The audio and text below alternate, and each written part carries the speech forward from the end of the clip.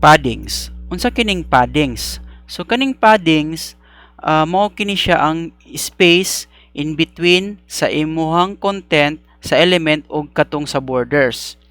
So for example sa div na to, ang katong mga text ato o ang space atong text in between ato ug sa katong borders nato.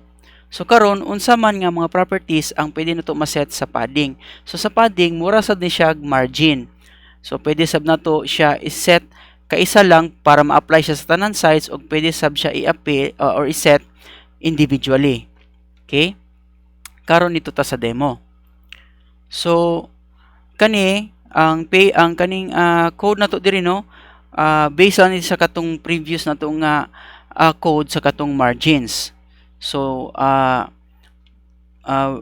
magsugod lang ta atong gibiyaan nato tong niagi, okay? So naatay div diri na first div ug second div. Okay? Karon dito ta sa kaning i-target nato ning first nga div. So para makabutang tag margin, type lang ta og padding. So sa padding, for example, i-set nato into 10 pixels.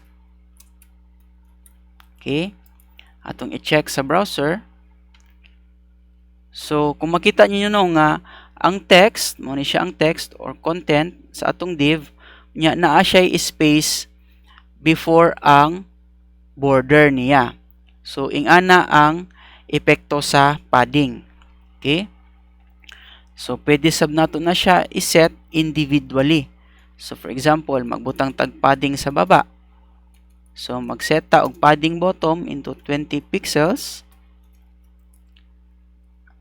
So kung napansin nyo, mas dako ang padding niya or space sa baba kontra sa the rest of the side sa iyang padding. So ingana ang mag-work ang padding or ang resulta sa padding.